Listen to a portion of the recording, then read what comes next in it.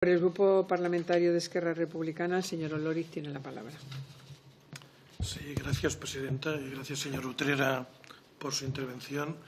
Decir tantas cosas en tan poco tiempo no es fácil y, por tanto, ni es fácil decirlas, ni es fácil también escucharlas para situarlas y ordenarlas. En una primera ordenación dejaría el tema de inspección, que me parece que es muy interesante, es de los pocos que nos ha hablado del tema, porque usted es un experto en esta cuestión, y sí que haría falta discutirlo más profundamente.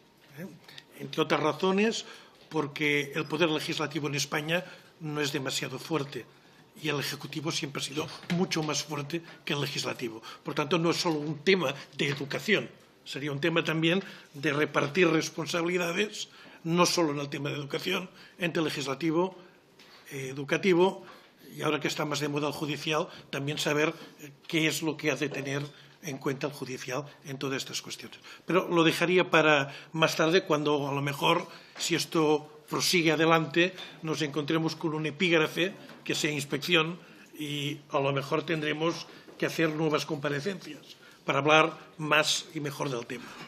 En cuanto a las cuestiones que usted ha hablado y de fondo, el tema de la equidad, yo pienso que esto lo compartimos todo. Y otra cuestión, el tema de la educación en el siglo XXI. Tendríamos que dejar estos últimos 15 años, que han sido un intento de reescribir el siglo XX en educación, y hablar más de futuro y de siglo XXI. Y en estos casos sí que es importante acabar con algunos de los debates más políticos que han impedido el debate educativo. Sin duda, el tipo de educación pública privada en España, sin duda el tema de la religión y, sin duda, la estructura centralista o autónoma que ha de tener el conjunto del sistema político español y especialmente también el educativo. Si aclaramos un poco estos temas, tendremos tiempo, espero, para hablar de los importantes para los profesores, para los alumnos, para la sociedad educativa, que serían estos. ¿Qué educación tenemos que tener? Algunos expertos nos han hablado del horizonte 2030. Estamos ya en el 2017 y tendríamos a lo mejor que pensar en qué tipo de educación tendríamos que tener en el 2030. ¿Cómo ha de ser nuestro modelo? Para acercarnos a él y que a lo mejor también no se ha de hacer una única gran ley que lo abarque todo, sino un tipo de objetivo estratégico que diferentes leyes sectoriales vayan, digamos, llenando de contenido. Porque el peligro que hemos tenido a veces es de una ley que lo quiera abarcar todo y a la práctica muchos de estos temas estén poco trabajados.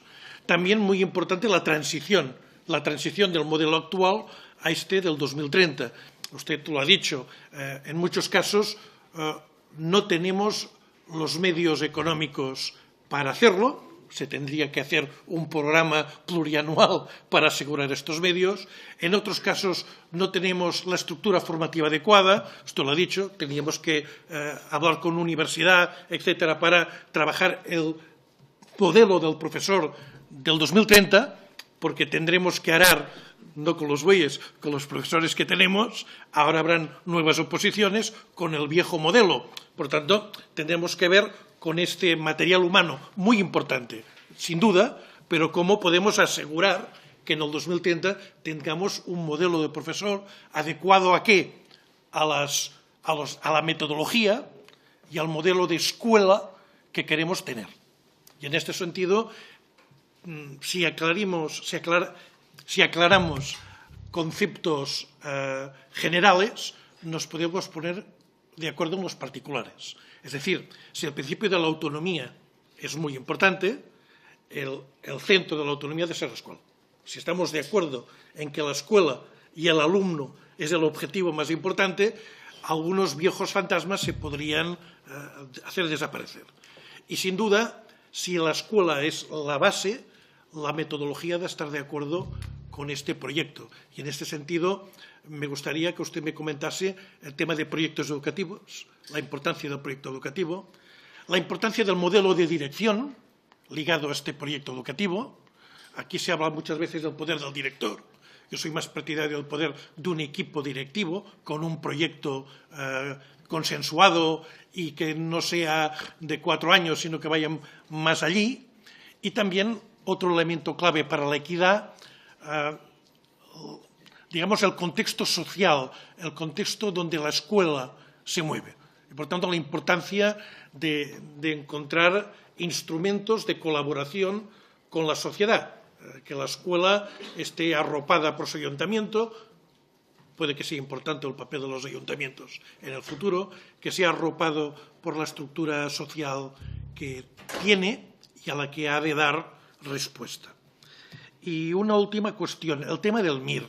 A mí me preocupa que a veces en este país cogemos un concepto, lo sacamos de contexto y lo convertimos en un tótem. El MIR es muy específico de unas especialidades concretas de la medicina, con un numerus clausus determinado y con un trabajo hospitalario también muy concreto.